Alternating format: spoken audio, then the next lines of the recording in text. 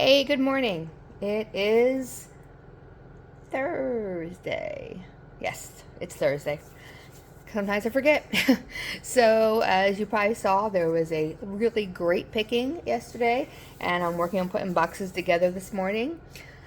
So, if you are interested, please get your order in as soon as possible because orders will be leaving to go out somewhere around 2 p.m.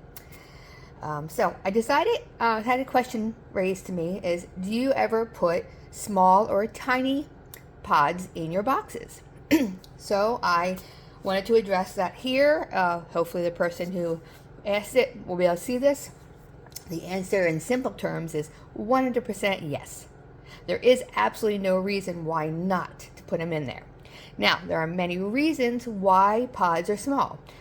Take, for instance, some are genetically just a smaller type pepper.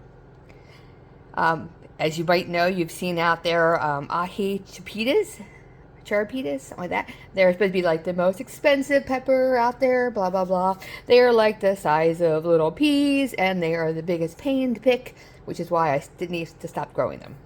So, but on average, so here, take these habanero cotton candy ones. These I've found so far is the first year growing them that they are a smaller pepper. I've really not found anything too much bigger than these, and on average this is what size they are. Same with the ají mango. Now this is the stubby version. Now there is a long version which is probably about that long on average, but this is the version I decided to grow, which is the stub. And as you can see, there are a couple tinier ones, but for the most part this is the average size of them. Now the Cookie Monster, I've had different success with this depending on the year, and even during the time of the year, because not only can the pepper genetics affect it, but so can weather, especially being here in Florida. So, we have times where we have extreme heat and absolutely no rain. Now, yes, we have irrigation, so we were able to at least water them, but it does change what's going on with them. And there are times where we are in the mega rainy season and we get, 8 inches within a week. Sometimes there's huge downpours and it comes down in buckets here sometimes. And that definitely will affect when a pepper ripens. When a pepper starts changing color, that's it. It does not get bigger. It usually will grow to the size it's going to be, and then it starts changing. Now, Cookie Monsters, yes. Earlier in the year and even in the past years, I've had some that were definitely bigger than this, for sure. Lately, they seem to be doing this, but there's still a couple that come out smaller. You also have types that are naturally larger peppers. Take for example, the peach and white morugas. They're scorpions, and as you can see, these suckers are just massive peppers. They're very heavy, they got lots of meat, they're extremely hot, and they're just like that. The same with the Congo gigantic mustard. We get some that are this, some even bigger than this, as some of you have seen in my boxes. Average are probably somewhere around here, and then sometimes you get, actually a lot of times you get smaller ones, but it doesn't change how they taste, how hot they are. Does not change a thing. And in another question I think about this is I sell to a large range of people. Some are fairly new at this and they're just learning how to eat the hotter peppers. And me, myself, I don't eat raw with the really super hots except to taste it for one time to get my idea what it tastes like. But I can't handle eating the really, really hot ones raw. I cook with them all the time, but that's for the most part, that's what I do. But people that are new and they want to try, say, eating a whole pepper, they could take one of these tiny ones and it's less daunting to them, They could eat that whole thing maybe and say, wow, I accomplished it. I ate a yellow reaper. And then move on to ones that are bigger and such. So to me, I say definitely gives people a chance. I will never, ever underestimate the power of a tiny pepper. I will tell you a quick story. Not last year, the year before, I had peppers to do about 35 boxes, I believe, and it's up on the web somewhere when I did them. And there was a Nagla BBG7 that was about the size of this. Now this here is actually a dragon's breath, but look how tiny that is.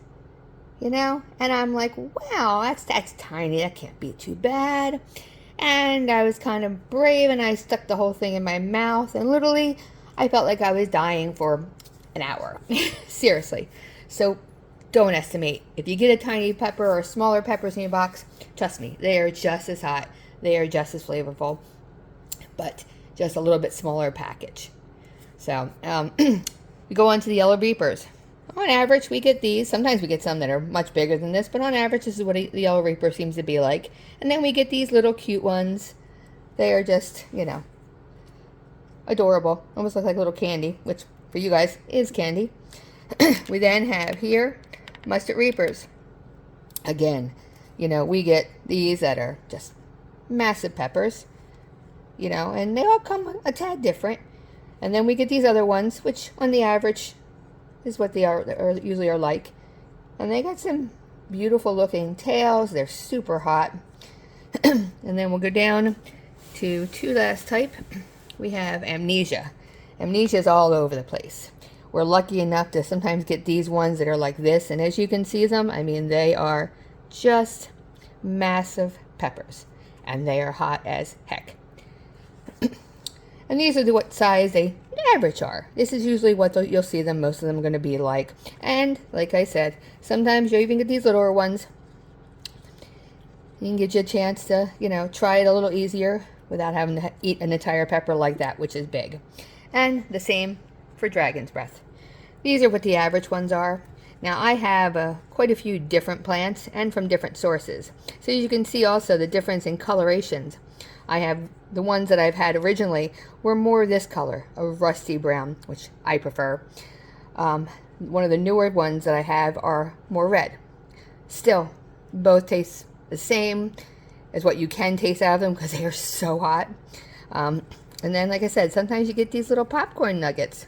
And, you know, there you go. You could throw one of them in your mouth if you're brave enough and say, I ate a whole dragon's breath. And hopefully not kill yourself because they're hot. But these little cute ones, they're nice because, you know, for me, I try to give people as much as I can in a box. And, you know, if you put all gigantic pods in there, you're not going to get that many peppers because they fill up pretty quickly. Getting smaller peppers here and there give us an opportunity to be able to fill the boxes to the brim. So people get a nice full box of peppers, lots of different varieties, whether it be a small or a large pepper. But it gives you the chance to try many types. Now, like I said, I do somewhat of custom orders. So if you get to the point where you're saying, oh, I want more of this and more of that, you want to make something out of it, feel free to contact me. If I can do it, I will do it for you. So, well, I hope this kind of gave you a little bit better understanding of the type of peppers that come in my box, how I, you know, put my thought process on putting a box together. And, you know, I'm here for you. I'm still learning myself, but I try to teach as much as I know and what I've experienced. It definitely is not the same for everyone because every grower is different. Every grower comes from a different area, different types of soil, different types of weather, and it changes peppers. Peppers are very susceptible to changes and even heat levels. You know, sometimes certain things, certain conditions will make a pepper hotter than other conditions. It's not an exact science. People have been trying to figure it out, but it doesn't happen. But I love doing it. I love making things that people enjoy. And it's cool coming up with these really, you know, hot peppers for people because some of these peppers are crazy. So hope you guys have a wonderful day. Like I said, I'm putting my boxes together now. If you want an order in, please get it in soon. I should have quite a few boxes today, but I am not boxing them all up. Because if not, I'm putting stuff in the freezer because I'm still collecting for my own products to make. So anything that doesn't sell will definitely go into the freezer. But I think there's 6 orders outstanding right now, and there's definitely going to be at least enough for another 10 or more boxes. So get your order in, $30. Everything is labeled. You get a nice laminated card, as quite a few of you know.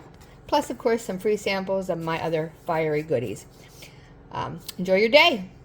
Thanks for watching.